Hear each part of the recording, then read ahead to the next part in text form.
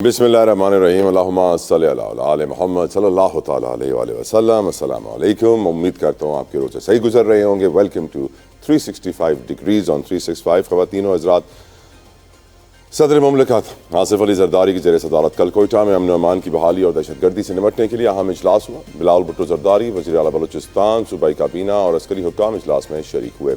دہشت گردی کے خلاف متحد ہو کر لڑنے اور سازشی عناصر سے آہنی ہاتھوں سے نمٹنے کے عزم کا اعادہ کیا گیا۔ ریاست کی ریٹ کو بحال رکھنے کے لیے تمام تر اقدامات بروئے کار لانے پر اتفاق کیا گیا۔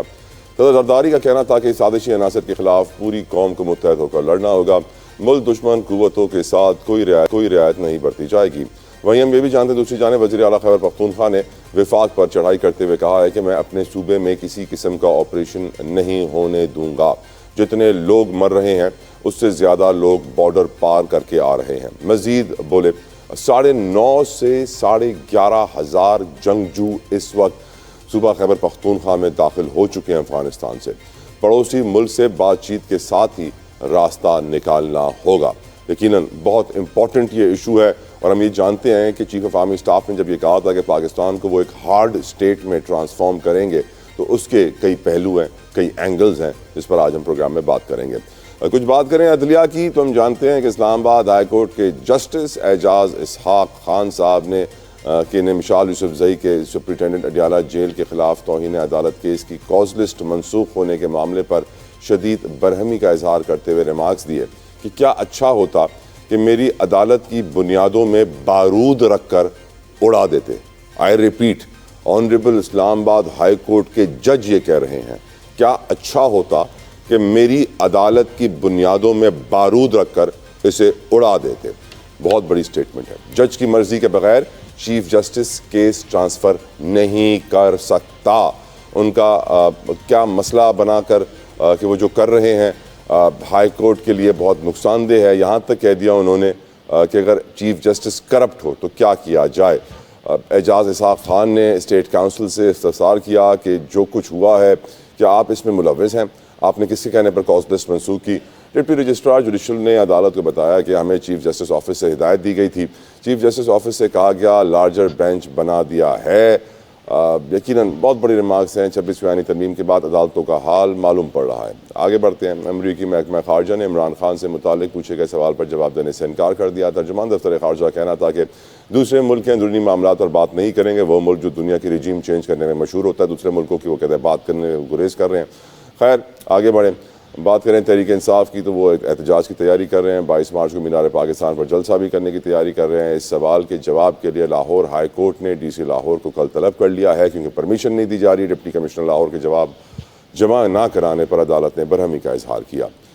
آخر میں بات کریں گے حسن نواز کی، جنہیں برطانیہ کے ٹیکس ڈیفالٹر قرار دے دیا گیا۔ پہلے بھی قرار دیا گیا تھا، اب مزید ان کو سیکنڈ ٹائم قرار دیا گیا ہے۔ نواز شریف کے صاحبزادے نے 5 اپریل 2015 سے 6 اپریل 2016 تک 9.4 ملین پاؤنڈ یعنی 94 لاکھ پاؤنڈز کے ٹیکس ادا نہیں کیے ہیں، جس کے بعد ان پر 5.2 ملین پاؤنڈز کا جرمانہ ہوا ہے، یعنی 5.2 ملین پاؤنڈز ہم جانتے ہیں بہت بڑی رقم ہے، خطیر رقم ہے۔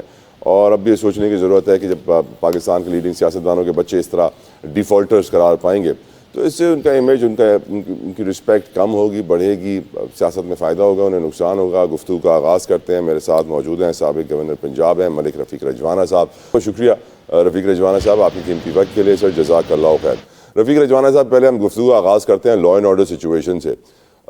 گنڈا پور صاحب کہتے ہیں کہ 11,000 کے قریب جنگجو افغانستان سے خیبر پختونخوا میں داخل ہو چکے ہیں۔ چیف آف آرمی اسٹاف کہتے ہیں کہ ہم پاکستان کو ایک ہارڈ اسٹیٹ میں ٹرانسفارم کریں گے۔ سیاسی عدم استحکام اپنی جگہ موجود، معاشی عدم استحکام اپنی جگہ موجود۔ ایسے میں یہ جو دہشت گردی کی لہر، اور خاص طور پہ جو 11,500 جنگجو افغانستان سے اس وقت پاکستان میں داخل ہو گئے ہیں KPK میں، کیا آپ کی نظر میں کتنی الارمنگ سچویشن ہے، کتنی تھریٹننگ سچویشن ہے؟ کیا پاکستان کے سیاستدان، ہمارے اشرافیہ، ہماری لیڈرشپ مقابلہ کرنے کی استطاعت، قابلیت، طاقت رکھتی ہے اس سچویشن کی؟ ملک رفیق رجوانہ صاحب۔ تھینک یو سو مچ جی۔ جو آپ نے کہا نا آخر میں کنکلوڈ کرتے ہوئے کہ یہ ہمارے سیاستدان اور ہماری حکومت یہ طاقت رکھتی ہے، بالکل رکھتی ہے۔ سیاستدانوں نے کلیکٹیو وزڈم سے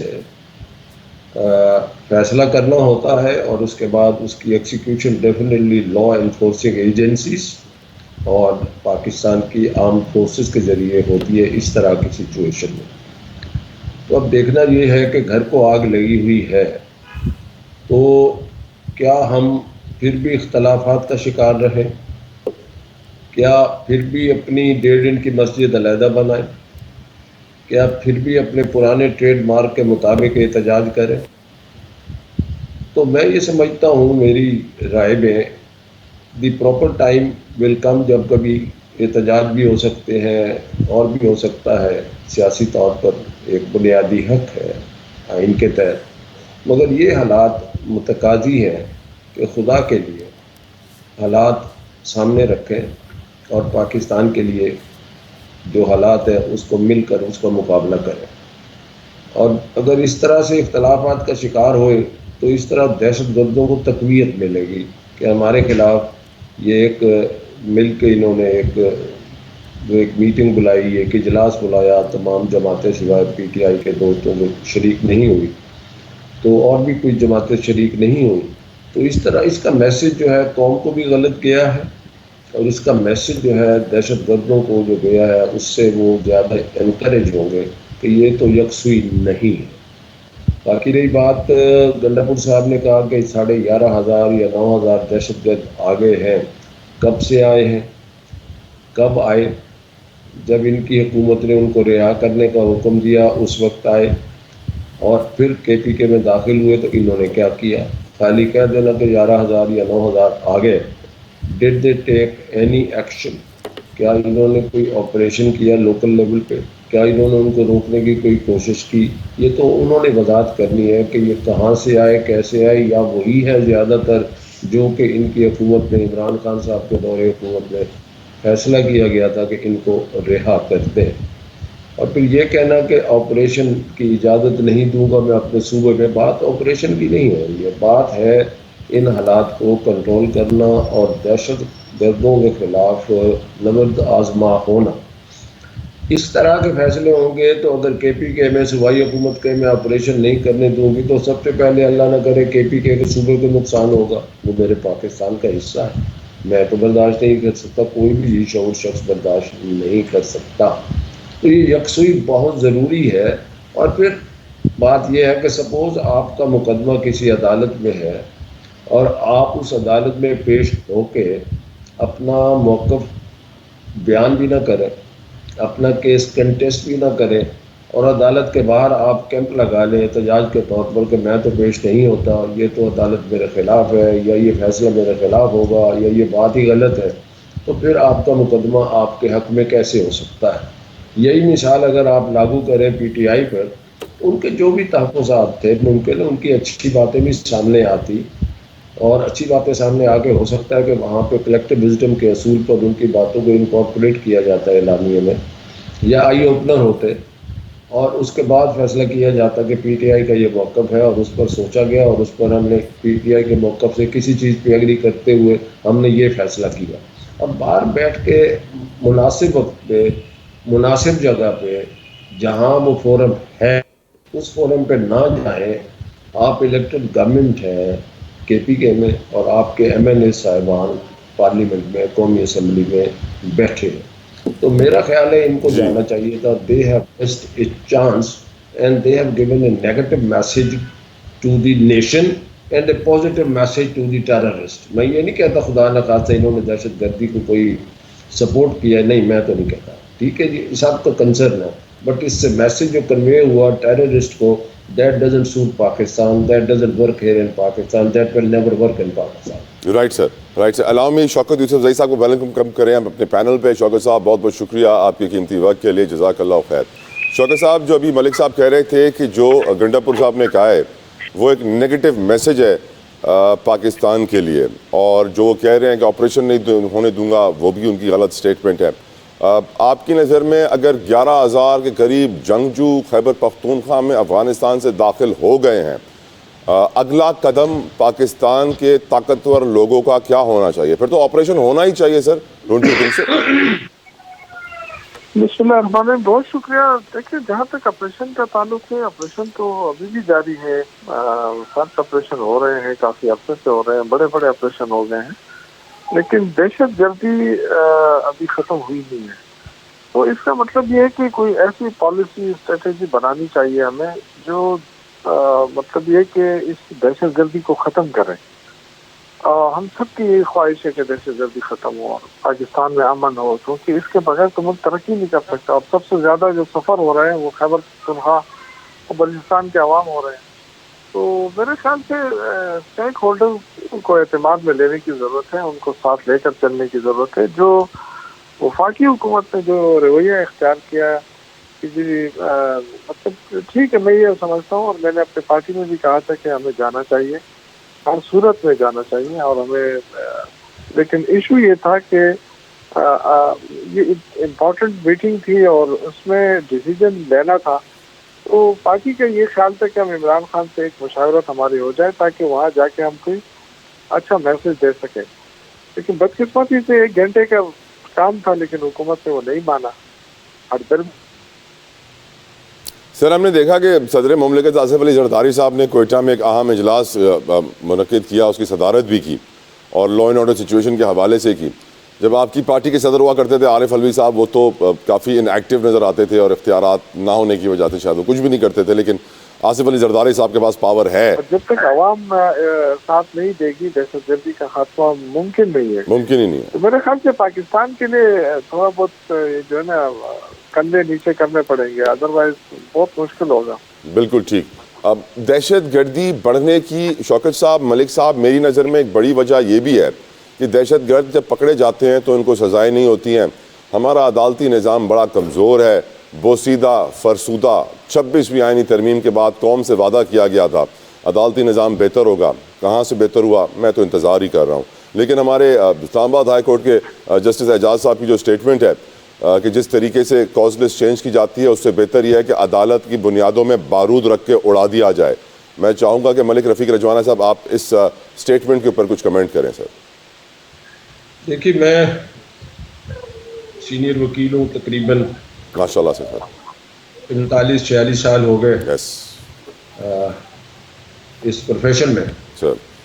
اور زیادہ وکالت ہی سپریم کورٹ میں کرتے ہیں، ہائی کورٹس میں کرتے ہیں۔ یہ جو آج سردار اعجاز اسحاق صاحب کا جو بیان سمجھے یا ان کے جو بھی تاثرات اخبار میں آئے ہیں، جی تو اس کے 2 حصے ہیں میری نظر میں نے انالیسس کیا ہے تھوڑا سا۔ سر۔ ایک تو یہ کیا توہین عدالت کی درخواستیں جو کہ اڈیالہ جیل کے سپرنٹینڈنٹ کے خلاف تھیں، وہ مختلف جج صاحبان کے پاس پینڈنگ تھی، اور پینڈنگ تھی تو کیا چیف جسٹس صاحب کے پاس یہ اختیار نہیں ہے کہ وہ ان کو کنسولیڈیٹ کر سکیں؟ کیونکہ عموماً یہ ہوتا ہے کہ مثلا میں کسی کیس میں گیا ہوں اور میں کہتا ہوں کہ اس سے کنیکٹڈ کیس جو ہے وہ دوسری عدالت میں ہے، تو وہ کنیکٹڈ کیس کے ساتھ اس کو فکس کر کے کسی بھی عدالت میں بھیج سکتے ہیں۔ اب مجھے نہیں پتا سوائے اخباری خبروں، کیونکہ ایک یہ حساس معاملہ ہے، اس حساس معاملے پہ پوری طرح سے کوئی اپنی جو آپ کہیں کہ رائے، جب تک میرے سامنے عدالت کا ریکارڈ نہ ہو کہ کن حالات میں یہ فیصلہ چیف جسٹس صاحب نے کیا اور کن حالات میں سردار اپنا اعجاز اسحاق صاحب نے یہ جو ہے بیان دیا یا یہ جو ریمارکس دیے۔ باقی میں ذاتی طور پر سمجھتا ہوں کہ بارود والی بات جو ہے وہ تھوڑی سی زیادہ ہی ہو گئی۔ اگر آپ اس کے پس منظر میں جائیں تو چیف جسٹس اسلام آباد ہائی کورٹ اور دوسرے جج صاحبان کا اسلام آباد ہائی کورٹ میں تبادلہ، اس کے بعد پھر یہ چیف جسٹس اس وقت کے عامر فاروق صاحب کو باقی چند جج صاحبان کا خط بھیجنا، ڈسپلنری کمیٹی کو غالباً سر جس طرح حکومت اپنا چیف جسٹس سپریم کورٹ میں لائی، جس طریقے سے اسلام آباد ہائی کورٹ میں اپنا چیف جسٹس لے کر آئی، سینیورٹی کو بھلا دیا، تو یقیناً جذبات تو مجروح ہوں گے نا اعلیٰ عدلیہ کے سر۔ بیک گراؤنڈ میں اگر آپ دیکھیں، پھر بھی میں سمجھتا ہوں کہ جو بھی انہوں نے کیا میرے سامنے، اگر وہ تمام چیزیں جب تک بلیک اینڈ وائٹ میں ان رائٹنگ میرے پاس کاپیز نہ ہو. آپ نے کہا حساس معاملہ ہے، کیا حساس معاملہ آپ کو یہ کیوں لگ رہا ہے؟ میں بتاتا ہوں. حساس ایک تو یہ ہے کہ عدالتوں کا وقار مجروح ہو رہا ہے، اور کچھ عدالتی نظام کی جو آپ نے شروع میں اسی سیگمنٹ میں بات کی ہے، تو بالکل آپ کی بات جائز ہے. حساس اس لیے ہے کہ یہ جو ہے تناؤ کب سے سپریم کورٹ کے درمیان، جج صاحبان کے درمیان، جب پہلے چیف جسٹس صاحب تھے تو اس وقت بھی، اس سے پہلے چیف جسٹس صاحب تھے، تو یہ جج صاحبان کے درمیان کوئی ایسی بات چل رہی تھی جس سے کہ ہم ایک قانون کے پیشے سے تعلق رکھنے والے ہم سینئر لوگ، اور ہر وکیل پریشان تھا اور ہے. اب اسی طرح کی صورتحال اسلام آباد ہائی کورٹ میں ہے.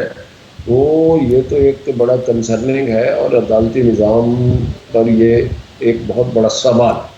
اعتماد پہلے ہی لوگوں کا عدالتی نظام میں نہیں ہے. ویسے آپ کیونکہ سر اتنے سینئر وکیل ہیں، انصاف دینے والے سر انصاف دینے والے خود ہی اگر ایک دوسرے کے خلاف انصاف لینے یا اپنی کوئی ڈٹرمنیشن قانون کی یا اپنے حقوق کے بارے میں ایک دوسرے کے خلاف نبرد آزما ہو، تو اس کو کسی طریقے سے اس کو حل کرنا چاہیے، بہت ضروری. وقت ہوا یہاں پہ ایک بریک کا، کہیں میں جائے گا. We will be right back.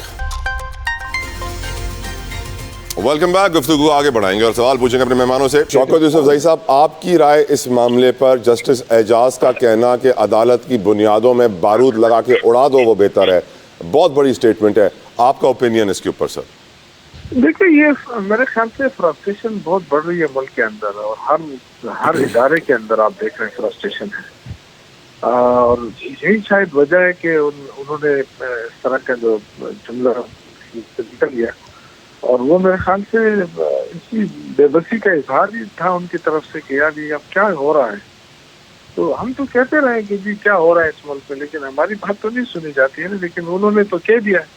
اس کا کلیئر مطلب یہ تھا کہ جی عدالتیں بے بس ہیں، ان کا مذاق اڑایا جا رہا ہے. آپ دیکھیں کہ عدالت کہتی ہے کہ جی ملاقات پائی جائے عمران خان کے ساتھ، لیکن وہ ایک سپرڈینٹ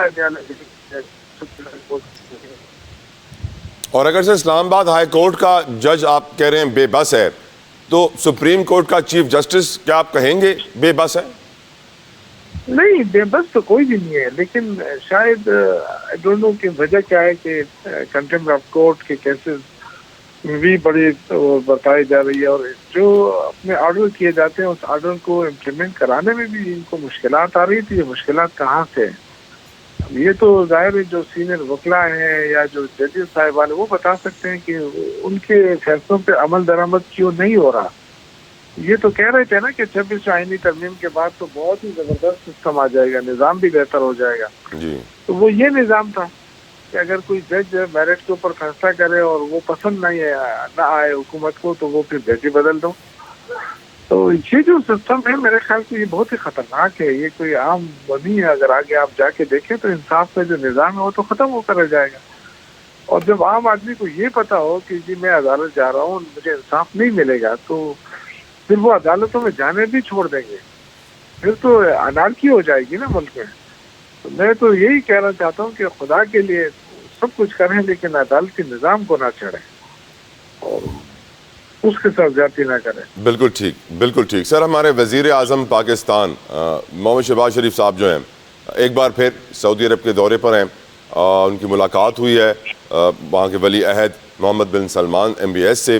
ملاقات کے موقع پر نائب وزیر اعظم اسحاق ڈار بھی موجود تھے، وزیر اعظم بھی موجود تھے، chief of army staff general Asim Munir صاحب بھی موجود تھے، وزیر اعلیٰ پنجاب مریم نواز صاحبہ بھی موجود تھیں. اور ہم جانتے ہیں کہ شہباز شریف صاحب نے عہدہ دوبارہ سنبھالنے کے بعد وزیر اعظم کا کئی دورے کر چکے ہیں وہ سعودی عرب کے، اور وہ یہی کہتے ہیں کہ آف کورس انویسٹمنٹ کے لیے جا رہے ہیں، بائلیٹرل ٹریڈ کو بڑھانے کے لیے ڈسکشنز ہو رہے ہیں، ڈائلاگز ہو رہے ہیں. ملک رفیق رجوانہ صاحب، ایک طرف ہمارے وزیر اعظم ملک کی معیشت میں استحکام لانے کے لیے، ملک کو ڈیفالٹ سے بچانے کے لیے سعودی عرب کے پاس بار بار جاتے ہیں، ان سے امداد کی اپیل کرتے ہیں، ٹریڈ اور بائلیٹرل ریلیشنز کو امپروو کرنے کی بات کرتے ہیں. دوسری طرف اسی وزیر اعظم کے بڑے بھائی کا بیٹا برطانیہ میں ڈیفالٹ قرار پاتا ہے، اور جانتے ہیں ہم کہ جو خبر آئی ہے تقریباً 1 کروڑ پاؤنڈ کے قریب انہوں نے ٹیکس چوری کی ہے. تو سر، یہ جو ورلڈ لیڈرز ہیں محمد بن سلمان جیسے، جن کے پاس شہباز شریف صاحب جاتے ہیں اور کہتے ہیں کہ ہماری مدد کریں، ہمیں پیسے دیں، IMF کے پاس جاتے ہیں کہتے ہیں ہماری مدد کریں، ہمیں پیسے دیں، تو ان لوگوں کو بھی تو یہ معلوم پڑتا ہوگا کہ انہی کے خاندان کا ایک بڑا صاحبزادہ ہے جو اس وقت برطانیہ میں ڈیفالٹر ہے, جسے 1 کروڑ پاؤنڈز ٹیکس نہ دینے میں الزام ہے ان کے اوپر, اور ان کے اوپر سزا بھی ہوئی ہے اس کے اوپر. تو وہ یہ نہیں سوچتے ہوں گے کہ سر کہ یہ تو لنڈن میں ٹیکس نہیں دیتے, پاکستان میں کیا ٹیکس دیں گے, وہاں پہ ٹیکس چوری کر رہے ہیں لنڈن میں بیٹھ کے, تو پاکستان میں جہاں پہ ان کے ابا اور چچا وزیر اعظم ہیں وہاں پر کیا چوری ہوتی ہوگی, نہیں سوچتے ہوں گے ملک رفیق رجوانہ صاحب. میں ویسے آپ کو داد دیتا ہوں تھینک یو. کہ آپ نے سعودی عرب کے دورے کو آپ نے حسین نواز کے ٹیکس کے معاملے سے جوڑ دیا. بہت شکریہ سر. آپ نے کمال کیا. کل میں جب یہ خبر ٹی وی پہ سن رہا تھا تو میرے ذہن میں آیا اب کئی دن یہ موضوع سخن رہے گا چینلز پہ, ٹھیک ہے, اور کسی چینل کے پاس کوئی ڈاکومنٹری پروف اس بات کا نہیں ہے کہ اس میں حسین نواز یا حسن نواز صاحب ہیں ان کا کیا موقف تھا اور محکمے کا کیا موقف تھا, اور اس کے بعد آگے اپیل ہوگی.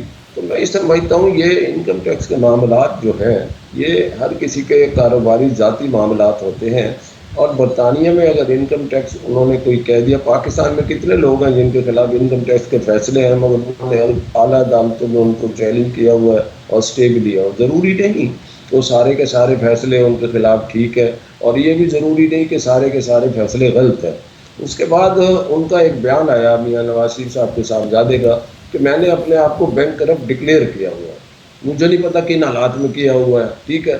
تو ان چیزوں کا فیصلہ آپ ادھر اس کو آگے لانے کے لیے زیر بحث لانے کی بجائے let it be decided by the relevant court, جن کا انہوں نے ڈیفالٹ کی ہے اور ان کا ایک لیگل ریمیڈی اپنی ہوگی, انہوں نے اڈاپٹ کی ہوگی, انہوں نے اپنا ایک موقف بھی دے دیا. میں نے بینک کرپسی پر سر برطانیہ کی عدالت نے تو 52 لاکھ پاؤنڈ کا جرمانہ کر دیا ہے.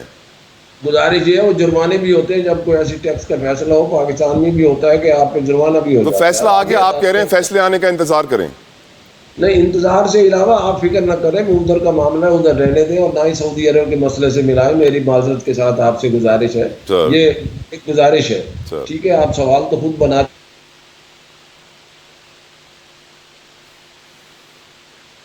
چلیں, ٹھیک سر, ٹھیک سر. اب یہ ڈسکشن لے چلتے ہیں شوکت صاحب کی طرف. شوکت صاحب اجازت دیں, جی ملک صاحب اگر آپ نے کمپلیٹ کر لیا. اب شوکت صاحب, جب ہمارے ملک کے لیڈرز, پرائم منسٹرز دنیا میں جا کے امداد مانگتے ہیں, آئی ایم ایف کے سامنے امداد مانگتے ہیں, آئی ایم ایف کہتا ہے اپنا ٹیکس کا نظام صحیح کرو, لیکن یہ کہ ان کو فرق کیا پڑتا ہے, ان کو کچکول پھرانا مانگنا اس سے کوئی فرق نہیں پڑتا ہے نا. جو بندہ جس کا ضمیر نہ ہونا, اور اگر وہ قوم کے مال کو قوم کا مال نہیں سمجھتا ہے تو پھر اس چیزوں سے یہ ان چیز میرا نہیں خیال ان سے اخلاقیات والی بات آپ کر رہے ہیں, یہ نہیں ہے. بہت بدقسمتی ہے پاکستان کے حکمرانوں کی ہمارے. اور سر کیا کہ عام پاکستانی شوکت صاحب یہ نہیں سوچے گا کہ سابق وزیر اعظم کا بیٹا اگر برطانیہ میں کوئی 1 کروڑ پاؤنڈ یعنی 363 ارب روپے کے قریب کا اماؤنٹ بن رہا ہے, یہ جو 1 کروڑ پاؤنڈ جو ہے وہ میری میتھ تھوڑی سی ویک بھی I can be wrong, 1 crore pound کا ان پہ الزام ہے کہ انہوں نے ٹیکس چوری کی ہے. تو جب وہ برطانیہ میں اتنی بڑی ٹیکس چوری کر سکتے ہیں تو پاکستان میں کیوں نہیں کر سکتے ہیں جہاں پر ان کے چچا وزیر اعظم ہیں؟ سر جی اس لیے تو 2 ٹکے کی عزت نہیں رہ گئی ہے نا. دیکھیں پیسہ تو سب کچھ نہیں ہوتا ہے نا. آپ دیکھیں کہ شریف فیملی کا یہ حال ہے کہ وہ کہیں پہ بھی جائیں تو میرا نہیں خیال ہے کہ وہ کہیں پارک جا سکیں, کہیں ہوٹل جا سکیں, اور بڑی سیکورٹی کے بغیر جا سکیں. میرا نہیں خیال ہے, بہت مشکلات ہیں ان کے لیے. اور دیکھیں جب بھی کوئی دورہ ہوتا ہے تو صرف ایک پنجاب کی وزیر اعلیٰ مریم نواز جو ہے وہ ان کے ساتھ جاتی ہے. تو کیا یہ جو باقی اکائیاں ہیں, باقی جو وزراء اعلیٰ ہیں, ان کے کیا گریونسز نہیں ہوں گے, ان کے تحفظات نہیں ہوں گے کہ آخر وجہ کیا ہے؟ یہ صرف بھتیجے ہونے کا اتنا بڑا فائدہ, تو یہ تو پھر فیملی ٹرپ ہو گئے نا سارے. ان کو تو چاہیے کہ آپ پورے یعنی جو قرضہ لیا جاتا ہے تو وہ قرضہ تو ہمارے اوپر بھی ہے نا, لیتا تو شہباز شریف ہے, لیکن کیا اس میں خیبر پختونخوا کے لوگ انوالو نہیں ہوں گے, ان پہ وہ قرضہ نہیں آئے گا. تو پھر ہمارے وزیر اعلیٰ کو کیوں انویٹیشن نہیں دی جاتی ہے, سندھ کے وزیر اعلیٰ کو کیوں نہیں دی جاتی ہے؟ یہ جو سب ایک وزیر اعلیٰ کو ہر جگہ یہ دورے کراتے ہیں, تو کیا یہ کوئی بزنس ٹرپ ہوتا ہے, کیا ہوتا ہے, یا کوئی فیملی ٹرپ ہوتا ہے؟ میرے خیال سے اس پہ بھی آبجیکشن ہے کہ یہ قوم کا پیسہ جو ہے یہ صرف ایک فیملی کے لیے کیوں وقف ہے. اور جو آپ نے بات کی یہ تو دیکھیں جس وقت یہ فیصلہ آیا اور تو مجھے میں شاید اس وقت میں یو کے میں تھا اور مجھے بڑا افسوس ہوا کہ کم از کم یہاں تو یہ معاملات میں کرتے نا. اتنی بڑی بےعزتی ہو رہی ہے پاکستانی لیڈرشپ کی اور پاکستانی اس کی, تو آپ خود اندازہ کریں کہ یہ جو چیزیں ہیں یہ درست سمجھی جا رہی ہیں. لیکن اگین میں یہ کہوں گا کہ ان کا وہ تو تب ہوگا جب ان کے اندر کوئی اخراجات ہوگی, کوئی وہ ہوگا, تب جا کے چیزیں ہوتی ہیں. بالکل ٹھیک. وقت ہوا یہاں پہ ایک بریک کا, کہیں میں جائے گا. We'll be right back. Welcome back. گفتگو آگے بڑھائیں گے اور سوال پوچھیں گے اپنے مہمانوں سے. پوائنٹ سوال پوچھنا چاہتا ہوں ملک رفیق رجوانہ صاحب آپ سے. ہم جانتے ہیں کہ چیف آف آرمی سٹاف نے بہت امپورٹنٹ خطاب کیا تھا سیکیورٹی کمیٹی کے اجلاس میں پارلیمنٹ کے اندر. اس کے اندر ان کی ایک سٹیٹمنٹ تھی جس پہ آپ کی تھوڑی رہنمائی چاہوں گا ملک صاحب. وہ کہتے ہیں کہ we have to transform Pakistan into a hard state. اس سے پہلے میں تھوڑی سی گزارش آپ سے کروں گا کہ اگر وہ یہ لفظ 2% کی عزت کے بجائے کوئی اور استعمال کر لیتے تو میرے خیال میں پلیز شوکت صاحب یہ لفظ آپ دوبارہ یوز نہیں کریں گے, اس کی جگہ کوئی تھوڑا سا تمیزدار ورڈ یوز کیجیے. میری ریکویسٹ ہے کوئی اس پہ کوئی ایسی بات نہیں. از اے ویری پولائٹ مین. بالکل سر. اور بڑی باتیں ہیں, ٹھیک ہے جی. اور ان کے کہیں آنے یا جا نہیں سکتے تو وہاں جلوس کون نکالتا ہے ان کے خلاف, اور وہاں لندن پولیس کے اس کے خلاف ایکشن لیتی ہے یا نہیں لیتی. بس اتنا ایک سر مطلب ایسے ہی تبصرہ شروع کر دیا میں نے تھوڑا سا just to keep the record straight. Sir باقی آپ نے بات کی کہ چیف آف آرمی اسٹاف نے کہا کہ ہارڈ اسٹیٹ سے مراد دیکھیں these words are coming from the mouth of the chief of army staff, ٹھیک ہے, جس کی پاکستان کی فوج, تمام مسلح افواج, دیگر لا انفورسنگ ایجنسیز کے لوگ جس طرح سے اپنے جانوں کا نذرانہ دے کر پاکستان کی حفاظت کر رہے ہیں اور اندرون ملک دہشت گردوں کے ساتھ مقابلہ کر رہے ہیں, تو ان کے جذبات کیا ہوں گے؟ صاف ظاہر ہے کہ جس سپہ سالار کے فوجی, جس سپہ سالار کے افسران وہ تو پاکستانی ہیں, وہ ہمارا ہی خون ہے, تو اس کے جذبات یہ ہارڈ اسٹیٹ سے مراد یہ it was a message to the terrorist کہ ہم سختی کریں گے. ہارڈ اسٹیٹ مینس کہ ہم ان چیزوں کو برداشت تو پہلے بھی نہیں کرتے تھے, but we will have to take hard steps and some sort of, تو آپ تسلی کہیں ٹو دی نیشن کہ آپ گھبرائیں نہیں, انشاءاللہ پوری سختی سے پوری محنت سے اس پر عمل درآمد کرتے ہوئے جو بھی لائے عمل اختیار ہوگا ہم اس پر عمل کر کے اس دہشت گردی کو کلا کما کریں گے.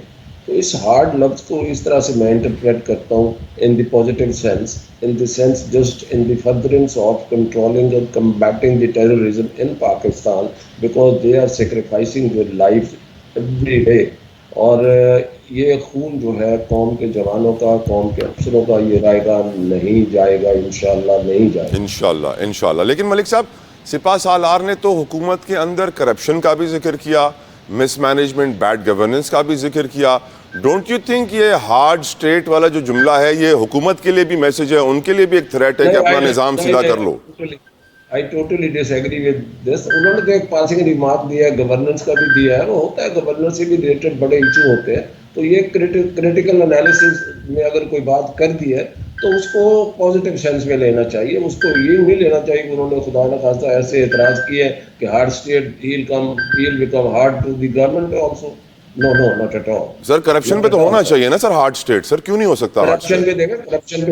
کرپشن پہ بالکل ہارڈ ہونا چاہیے, اور کرپشن اس پاکستان کا بہت بڑا پرانا ایشو ہے, تو آج کا نہیں ہے. قائد اعظم نے بھی تقریر میں کہا تھا سر ہر حکومت بھی ہارڈ ہوتی ہے, سب کچھ ہوتا ہے. میں کوئی اس حکومت کا کریڈٹ نہیں کہتا کہ انہوں نے کرپشن روکی ہے, میں یہ کہتا ہوں کہ ہر حکومت کا ہوتا ہے, اور کرپشن پر جتنی سختی کی جائے you should be hard as a government. ملک صاحب کچھ سیاسی سوال پوچھنے ہیں آپ سے. یہ بتائیے پیپلز پارٹی کے ساتھ پاور شیئرنگ کا جو فارمولا ہے, کہا یہ جا رہا ہے کہ پیپلز پارٹی نے پنجاب میں پاور مانگی ہے, پھر پی ایم ایل این نے سندھ میں پاور مانگی ہے, پاور شیئرنگ کا فارمولا جو ہے وہ طے ہونے جا رہا ہے. ہم جانتے ہیں کہ پیپلز پارٹی اور نون لیگ کی سیاسی تاریخ پر آپ کی بڑی گہری نظر ہے. کس طریقے سے کہا جاتا تھا کہ ہم ان کو گھسیٹیں گے بازاروں میں, کیا کچھ ہوگا. But before I take this answer from you, Qamar Zaman Kaira صاحب نے مجھے جوائن کیا ہے فرام پاکستان پیپلز پارٹی. کائرہ صاحب السلام علیکم, جزاک اللہ آپ کے وقت کے لیے.